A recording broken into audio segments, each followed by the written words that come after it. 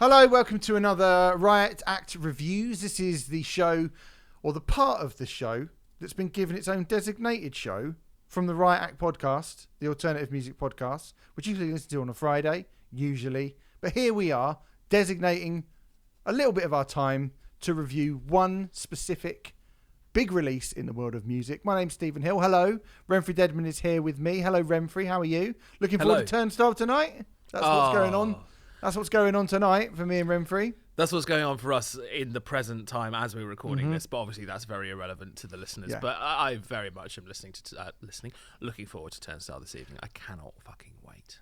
So we're just going to crack straight into it because basically we get this done, then we can go to Turnstile and maybe have a couple of drinks. I've no doubt maybe a couple of drinks as well. Maybe one or two. So yes, today on the show we are going to be speaking about Ants from Up There, the second full-length album by Black Country New York. And he said Black Country New Road. You should probably do that again, but I'm not going to. I'm just going to front up that I fucked up and call it Black Country New York. That's not what they're called. Black Country New Road.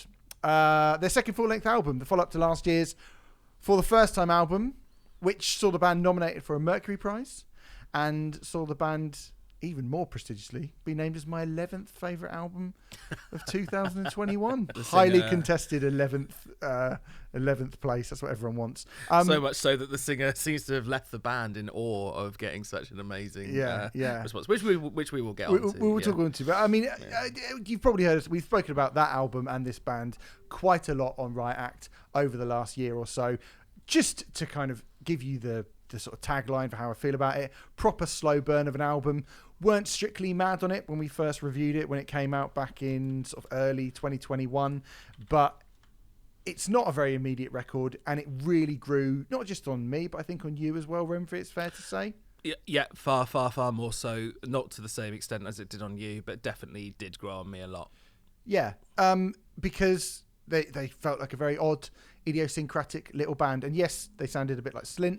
Sounded quite a lot like Slint, but I felt like there was a lot of other stuff going on in Black Country New Road as well that was quite unique to them as a band. And Slint is not the only thing, and there are definitely other things definitely on here, not. And most definitely. And certainly having lived with the album for a year, when people just go, oh, it's a kind of, posh version of Slint, I am like, I don't really feel like you've given this much of a listen, to be honest. That's what I would call a basic bitch analysis. It is, I'm yes. prone to do. Yes, but yes. It's becoming too long. Basic bitch. Boo to the Trivium Stomp and boo basic bitch are becoming Remfry's tagline. Yeah, pretty much. Yeah. But we are getting a follow-up very, very quickly. I mean, essentially they are striking while the iron is hot. Good for them. This album will come out one day. Hold on. 1 year to the day? Well, it's 1 year to the day minus a day. Fuck me, I put that in a So less than way. A year? Yeah, less than a year. Yeah, 364 So 1 day shy after. of exactly a year? Yes, thank wow. you. You did that really well. That. Good. 5th of February for the first time and 4th of February for this album. Yeah. Okay, so, right. they really are striking when the iron's hot. Now, the intention of doing that is going to be... I think it's good for them to do that. I think, like if you can get that material out when you are, there's a lot of competition for places in that hot young indie thing. And if you go away for too long, then you often get forgotten about, especially when you've got, chances like Yard Act coming along and trying to steal your thunder. But and I assume they've not managed to do as much touring as they had hoped to do. So fair play to them for getting on it and just going, right, well, if we can't tour, let's do another album, and following it up so quickly. And it's a good intention, but unfortunately that intention looks like it's going to be massively undermined by the fact that, as we've mentioned already, the band's lead vocalist Isaac Wood has we literally mean just, this broke as pretty much as we went to record this review. It broke yesterday, but yeah, fine. Well, last night, and it's last night, the morning after it breaking, so it's very, very soon after happening. He has left the band. He's left a fairly big statement on Twitter to announce his departure. I'm going to read a little bit of it now because it is, like I say, quite long. He says, "I have bad news, which is that I've been feeling sad and afraid too. And I have tried to make this not true, but it is the kind of sad and afraid feeling that makes it hard to play guitar and sing at the same time. Together we've been writing songs and performing them, which at times has been an incredible doing. But more now everything happens that I am not feeling so great, and it means from now on I won't be a member of the group anymore. To be clear, this is completely in spite of 6 of the greatest people I know who were and are wonderful in a sparkling way. If you're reading this, maybe you would have seen some of that. It has been a great pleasure, and I would like to say the words thank you to everyone. Now, it seems from that statement that there hasn't really been any kind of personal or artistic fallout that is the catalyst for Isaac leaving here. This is not creative differences. This is not a falling out within the band. It appears to be, don't quote me on this, but it seems to be alluding to some kind of crippling mental health issues. And that's really sad. Yeah. And that's maybe even more sad than the other things where you go, isn't it a shame that they just couldn't get on or they couldn't agree with what to do? In a lot of ways, this is sadder than this, because I would imagine for him, the obvious desire to want to make and play music with his friends is still there. But due to this illness, he can't do that. And I think that's really, really sad at the start of what could be, with 2 albums in a year, and we've already spoken about how great the first album is, and slight spoiler, I think this is a different record, which we'll talk about in a minute, but they're a band with tremendous potential, I think, Black Country New Road. And even if they weren't, somebody with a passion to play music, having that kind of, your brain and your mind not being well enough for you to be able to do that, it's just really sad. I really feel for the guy, massively. It feels like a real shame, and certainly there is a quality to Isaac Wood, which, he's incredibly distinctive with his lyrics and his delivery as well. I don't know how you replace what he does, in the sense that if you get a copycat in, it's just going to seem a bit weird, but his style is so distinct, that I'm not sure how it would work with a different vocalist. It's certainly a tough thing at the moment, and it is very much a shame, especially due to, well, I'm going to do an even bigger spoiler, the quality of this record. I think obviously I would just be speculating if I'm saying this, but I think the amount of success and the amount of plaudits that Black Country New Road have had over the last year, over a very, very quick period of time, might have been a pressure thing. Who knows? There's no point in speculating, really. But I do think the only reason I mention that is it is an interesting thing to kind of think, this is the band that The Guardian... Was it The Guardian who said they called them the best new guitar band in the world and all that kind of stuff? Yeah. They're a young band as well, and I think if that is the case, I'm not saying it is or it isn't, or you're right, or something that no one else knows or whatever, but let's say that is the case. I think that would be a real shame. And the thing is you can't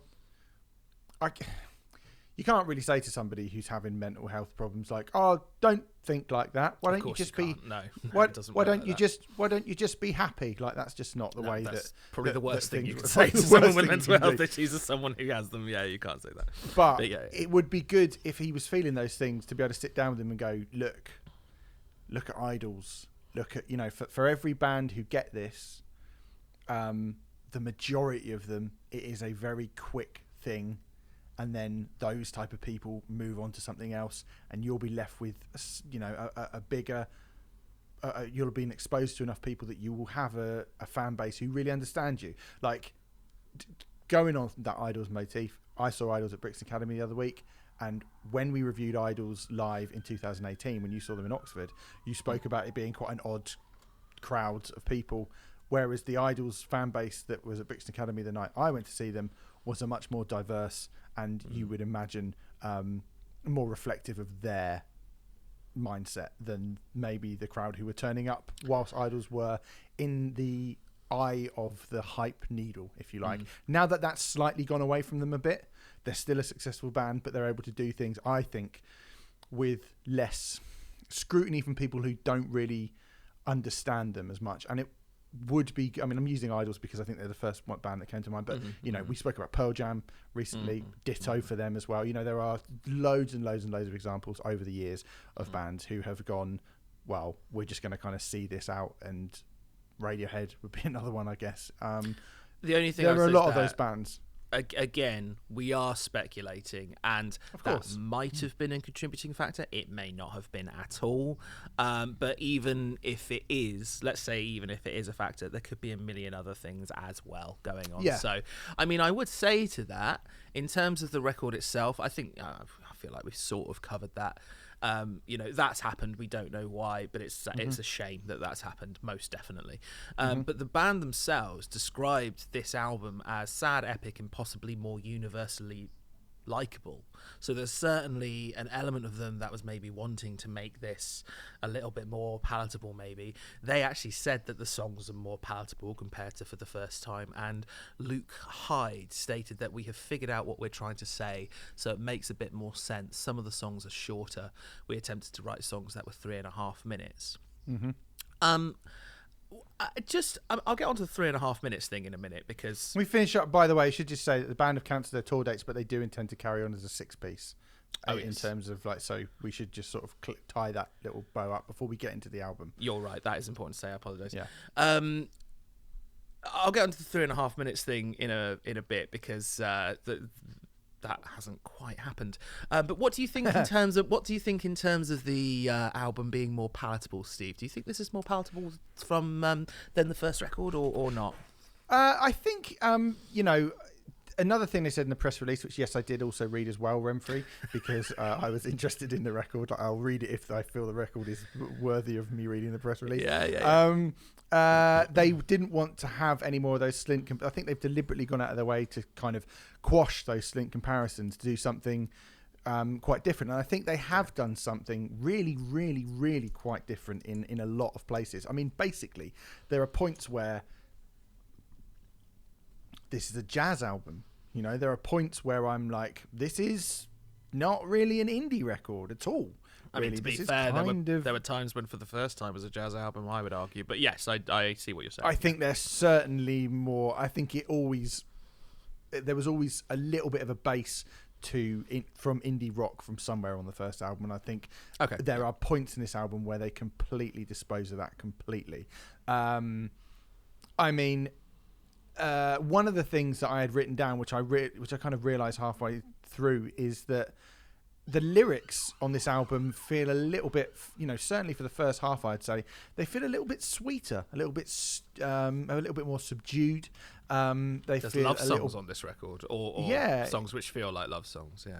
Yeah, I think there are the things that could have been more polarizing from the first album.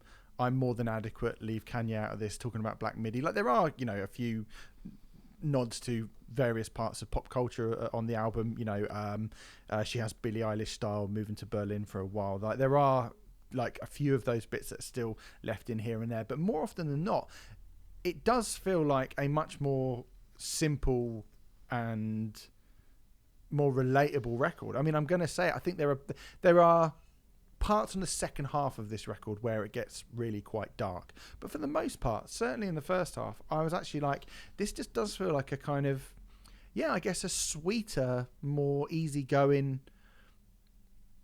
happier record.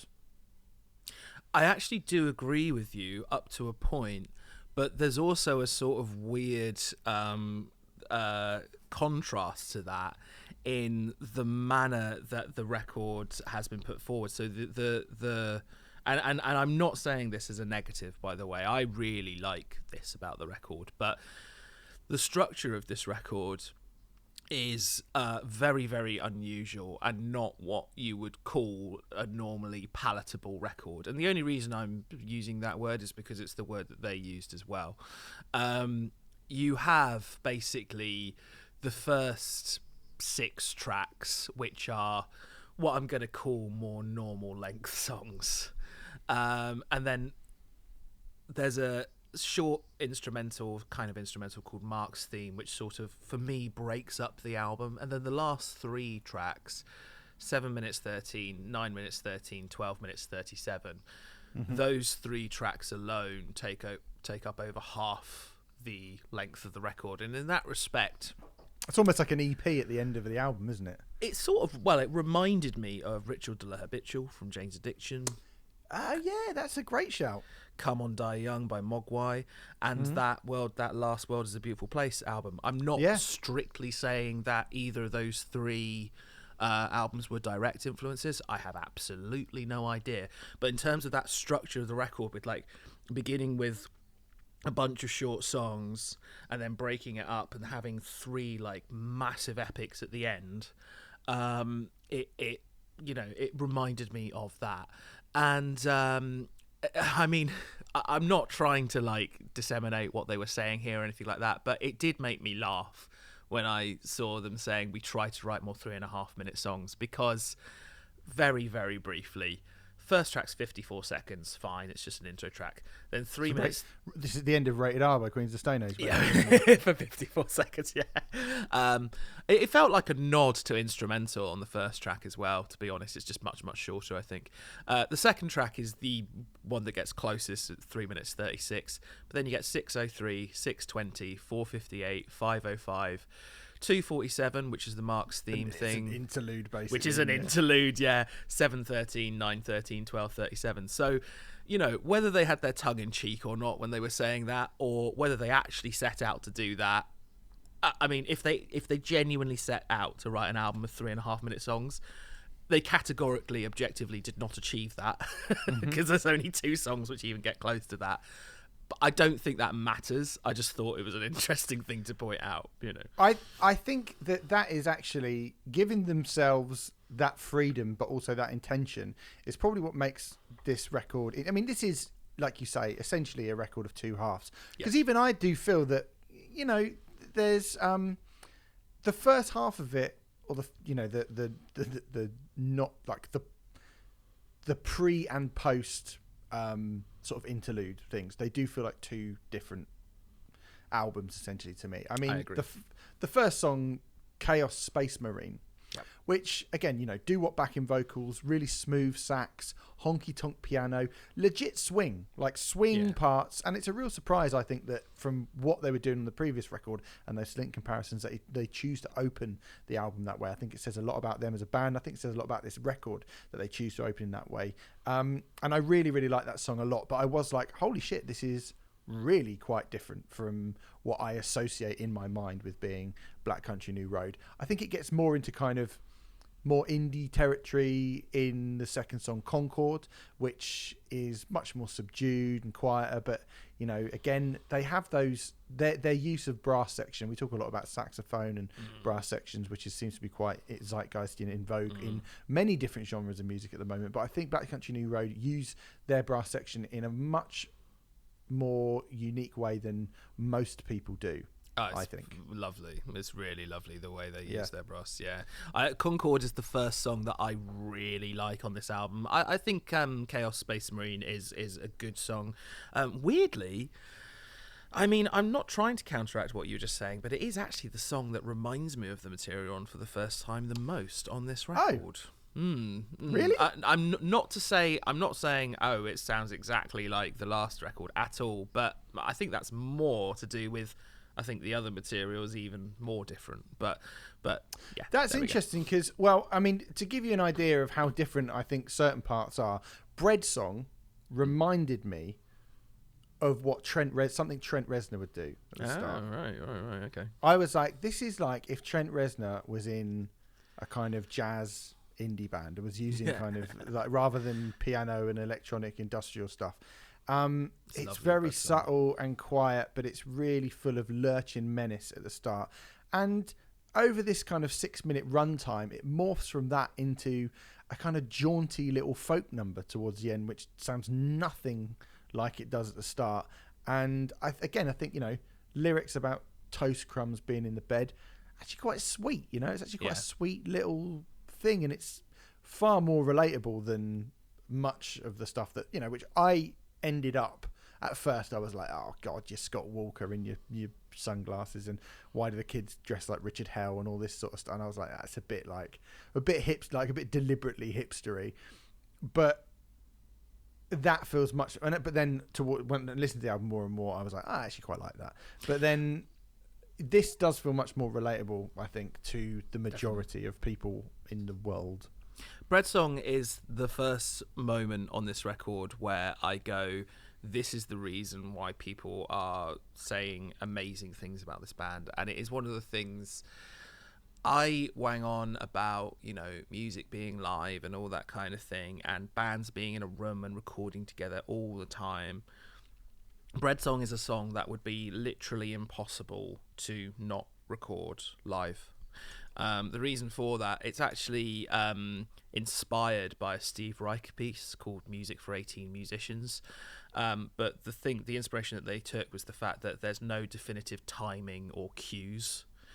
There's a sort of, I suppose, a improvisational nature to it, in a sense. I think there's like a rough structure of what they're going to do, but like as to when they're going to do it and all that sort of thing. And the fact that like it feels like they are in a room playing live, and there are so many records that we listen to where that is not the case, and it just feels like parts layered up on top of each other, and I get really quite tired of that style quite quickly. But with Breadsong, this is a band who are all really listening to each other, and as a result there's a kind of, because they're not 100% sure what they're going to do next and all that sort of thing, there's a sort of tension to it, and that's that sort of jazz school of things as well. It starts with a beautiful finger-plucked guitar part and Isaac Woods sort of gently crooning over the top of it, and it's just that for the first 90 seconds before we hear any other instrumentation come in, and then they all sort of gently kind of glide in very, very, very slowly, almost like they're creeping up on it. And then Charlie Wayne, the drummer, puts like a musical stop on the rest of the band. It's like a punctuation mark by hitting the kick drum very hard suddenly, and then the song changes into something else. And these are things which you just don't hear on lots and lots and a lot of modern, what I'm going to say, records which would get in the charts or which would get hype or whatever. You just don't hear that sort of thing because they're recorded in an entirely different way, and it sounded so refreshing and so awesome to me. I really love that about it. It is a far more jazz / neoclassical / post-rock style way to do things, and I just thought Breadsong was lovely as a result of that. I think it's great. Yeah, it's fucking great. I mean, I think there are... Goodwill Hunting was a song which, to me, reminded me most of the previous record, because I think it comes in around the same place as Sunglasses came in on the previous record, and I think it's a fairly similar song in a lot of ways. It's not quite as abrasive. Like I say, I think it's a little bit sweeter. That's the kind of Billie Eilish one. But again, I really, really did like that song, and I was like, there is something just very idiosyncratic and quite unique about Black Country New Road, that they can essentially, even at that point I was going, this is a really different album, but it's still not, it still feels related to the last record. And I think when we get into the second half, with stuff like, there's a song called Show Me the Place where he inserted the blade, which is the first of the 3 epics. Now that is a beautiful sounding song which reminded me of Godspeed You Black Emperor, of the Flaming Lips, of Kate Bush at points reminded as well. Me of Sgt. Pepper's style Beatles, definitely. Yeah, it's got real kind of psychedelic thing as well, and it's got some, after saying how the album, is a bit sweeter and a bit more relatable, it gets fucking dark from this point onwards, right? It's called The Place Where He Inserted the Blade. Yeah. And it is, that kind of, that thing he was doing on the first album where he was, you could almost hear his voice quivering and shaking as he delivered these, these kind of frustration, dripping in frustration led lyrical couplets which were quite odd and you didn't quite know what he was talking about. That's back. Very right, much that's back on that song, and again, it doesn't get any easier with Snow Globes, which is proper fucking free jazz drumming, like actual mad as fuck. Like, just kicking the shit out of it. Snow Globes is not only my favourite track on the album, but I think it's probably the best song Black Country New Road have ever written, in my opinion. That's interesting, Remfry. That's why interesting. Do you say that? I think it's the most unique song they've ever written. Mm-hmm. I don't know if I actually enjoy it. Oh, how strange. Okay. Right. Here's what I will say, and I think this will come to and like, obviously you do, and I think that's fine. I think it took me a while though.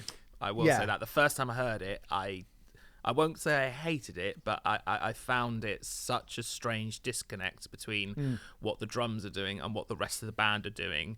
I actually felt a little bit queasy, but now I love it. But yeah, sorry, you carry on, and then I'll say why I adore it. What I think is interesting about it, and why I think it's the most unique song they've done, is they, like a lot of bands, particularly in post rock, in more avant-garde style music, whatever. I mean, there's no real choruses per se, quote unquote, on this album at all. There are hooks, there are memorable parts, but there are no real big choruses like you would get from 90% of musical artists who get in the charts or whatever. But Snow Globes does something which is very weird and abrasive, and like you say, it makes you feel quite queasy, Voronoi style. We talked about that band Voronoi last year. There's a bit of that on it, and then it sort of fizzles out. Now normally you do it the other way around, right? You start low and you get more crazy, and then you kind of fizzle out. Whereas Black Country New Road here, it felt like a deliberate attempt to go, let's do something that is fucking with the formula of something which shouldn't have a formula. And I really do admire that. I do actually really admire the fact they've done that. But I can't help feeling the reason that it is a formula is because it works really well. And with this, I found myself going, oh, now you're just being quiet. Like, what? Where's... And it is quite... it's quite a difficult song to get your head around. Okay, I don't entirely disagree with all that, but here's my interpretation of Snow Globes. So it begins with a very, very simple guitar refrain, which is then built upon with violin and a gorgeous sounding organ. I love that organ. It's absolutely beautiful. Yeah, it's wicked, that. It's very beautiful and melancholy, I think. And then the drums slowly start to fade in, and it sounds, and this is going to sound like a criticism, although I don't mean it as one, but certainly on initial listen, it sounds like the drummer is playing a completely different song to the rest of the band. The rest of the band are really quiet and serene and calm, and it's Charlie, isn't it? Charlie Wayne. He's Keith Mooning it.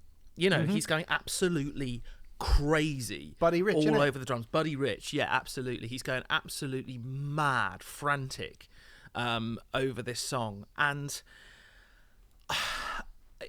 to me, it almost felt like a metaphor for the calmness was like, things are going great and things are going fine, and this is how things are to the outside world. But the crazy drumming was like, this is what's going on in my head. And especially with Isaac leaving the band under, maybe I'm reading way too much into this. I have no idea. But I suspected that was vaguely what it was about before we heard this news that Isaac Wood had left the band. Last night, I listened to it with the knowledge that he'd left the band, and I was just like, I'm so convinced that is what that song's like. Not that I'm going to leave Black Country New Road, but there is all this stuff going on and we should be having a great time, and yet I have this mental turmoil in my head and it's not working. Now, I could totally be putting my own interpretation onto that, and that might not be the intention at all, or it might have been completely and utterly subconscious, or they might have just been like, that's a really cool idea. But that is what it is to me now. And I just thought it was, as someone who, I have mental health issues myself, I thought it captured that kind of feel of, even when things on the surface appear to be going absolutely fine, there is something inside you that just is fucking everything up, Yeah. And I thought that was really powerful, and I got really emotional, and I just think it's a beautiful song, and I love the refrain, God of weather, Henry knows snow globes don't shake on their own. which is that weird kind of esoteric, almost Cedric Bixler kind of thing of like, send transmission from the one-arm scissor. You don't know exactly what it means, but it means something. And snow globes don't shake on their own, I thought, like, was really a beautiful, poetic lyric. I love that song. I think it's absolutely fantastic. I will say, these last 3 songs, which take up almost half an hour of the album, I think all 3 of them are brilliant. But Snow Globes in particular just made me go, I think this is an astonishing song. And it's a good, it's 9 minutes 13. It's almost 10 minutes. It is 9 minutes 13. I mean, maybe I need to listen to it more, but I was like, it's just discombobulating as a song, and I suppose I haven't thought about it with those kind of metaphors in the same way as you have. But the first time I heard it, as I said, I wouldn't go so far as to say I hated it, but I didn't like it at all. Like the first time I heard it, I was like, this just doesn't sound right. What are you doing? But I actually, the first time I heard this record, I was quite underwhelmed. I was fairly underwhelmed, and I think we've been lucky. We should say thank you to James who sent it over to us with good time, because it's a good job we did do that. We've had this record for a good sort of 2-3 weeks. We've had it for a few weeks, and that definitely is a good thing, because just like the last record, it's not an immediate record at all, and you do need to put time into it. But I feel like I have got more out of this second album than I have from the first one, just in 3 weeks or so, personally. Right, okay. Which is why I personally prefer it. I know we have one more track to do, but that just felt like a good time to say that. But yeah.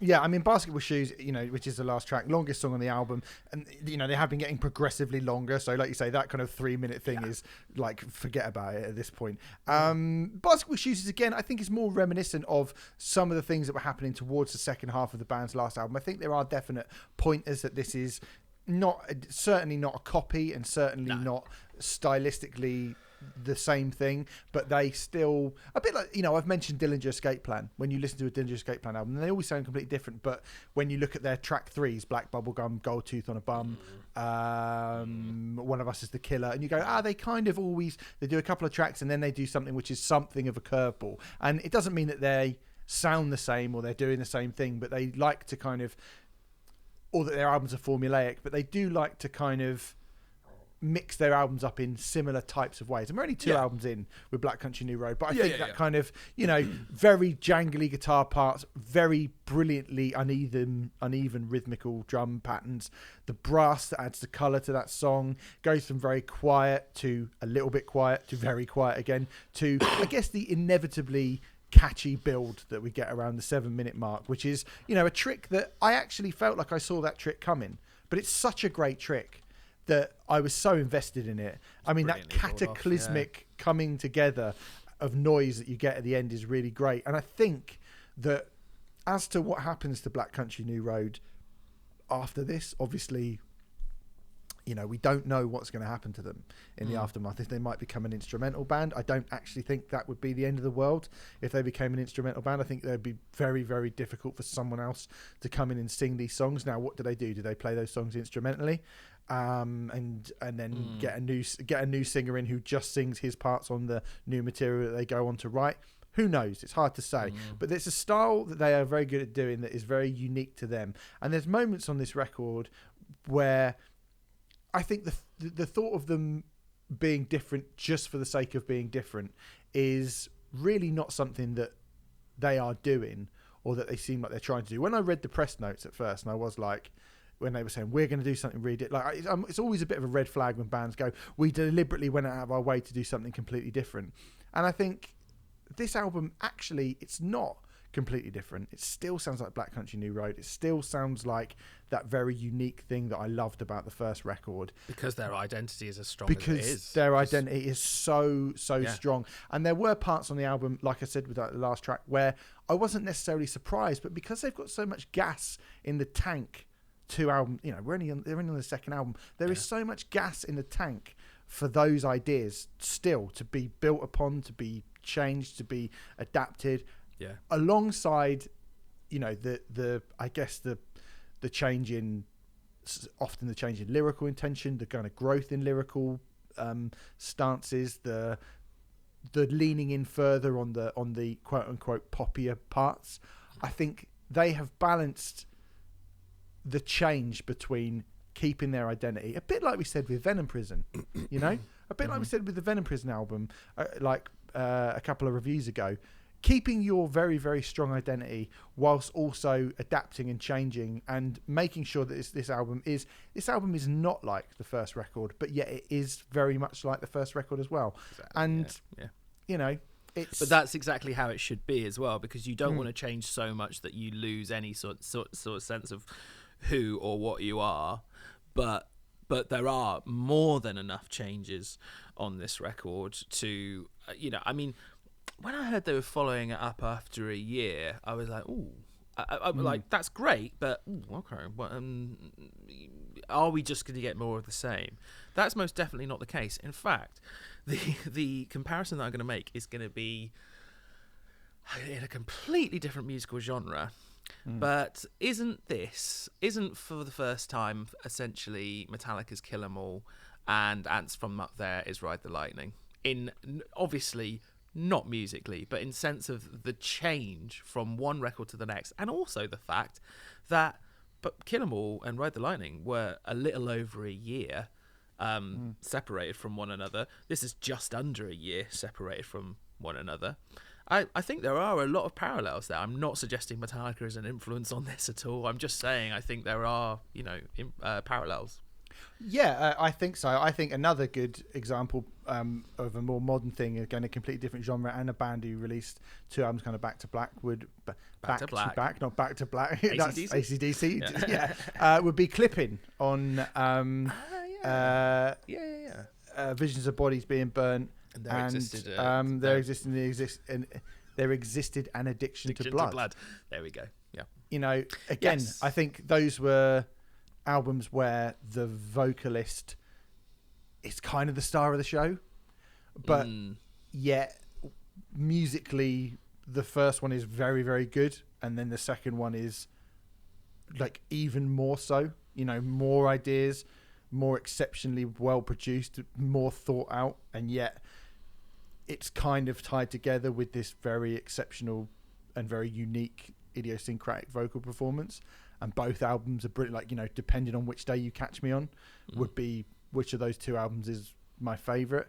And I think like that's a similar thing as with what we got here. Interesting. So you like it. I was going to ask you, do you... It might be too early, because I think we've already talked about how it took a very long time for both of us to really enjoy for the first time. But, do you think you prefer this one to the last one, or is it too early to tell, or is it just too different to be able to say? I think this is a great, different, difficult, but easier curveball of more of the same follow-up, right? That I will... and I know that sounds like a massive old mesh of just word salad and contradictions, but having heard it, I actually understand exactly what you're saying. Yeah, this is a massive contradictions, this album, but actually that's a lot of that is what makes it good. Yeah. And I will almost certainly feel a lot more love for it in a couple of months or 6 months down the line than I do now. I think. Yeah. Because that's just the nature of this type of music. Exactly. I think. Yeah, but I'm ready for. Whereas when the first album came out, you had to sort of calibrate yourself to what Black Country New Road were doing. Now I like them, and now I consider myself a fan of the band. Yes. I was much more prepared going in for what was going to happen. Meaning, I guess my expectations were raised, because it wasn't just like, oh, it's some band that people like. It's a band that I actually like. Yeah. But yeah, I knew kind of vaguely what I expected to get in a way. So, what do I like it more? I don't know. I think there's moments on it that I think are, like you say, objectively better. Quite a few bits on it, I think. I think overall, I think it probably is a more accomplished piece of art. I think that's actually difficult to deny, to be totally honest. But that doesn't mean you like something better. But no. I do think that it is undoubtedly a objectively better record. Blah blah blah. I mean, I definitely prefer this album to the first one. I would say, whilst Thought you might. Yeah, whilst the first one grew on me exponentially as the year went on, I think by the time we got to the end of the year, I still wasn't 100% sure if I was a Black Country New Road fan, because there was still that when they did stuff that I liked, I thought it was fantastic, and I love the fact that they sound so uniquely like them and quite original and all that sort of thing. But they also did things which really frustrated me on for the first time, which I never really got over. This album has firmly established to me now that I am a fan of this band. Absolutely, definitely I am. So, which is definitely a strong thing. It's just a shame because I don't know what their future holds now. But we'll see, won't we? We'll see. We'll see. But anyway, as for the record, very, very good. Ants from Up There by Black Country New Road. We'll be back. Thank you very much for listening. If you're watching us on the YouTube, we've been putting up these early on our YouTube. You can probably see I put my calendar up. Look, it's a puppy and a kitten sitting together on my calendar, Remfry. It's lovely. It's metal, isn't it? You got loads of CDs and that's a Gojira poster, so enjoy that. There we go. But you can't see that as well as you can the kitten and the puppy. My two favourite things: cute animals and death metal. Yeah, that pretty much is. That is a Venn diagram of you, isn't it? Yeah, pretty much is. Anyway, we're going to be back next time talking about Rollo Tomasi. So make sure you tune in for that, and we will see you for a weekly Riot Act every Friday, wherever you get your podcasts. Thanks so much for listening. We'll see you then. Bye-bye.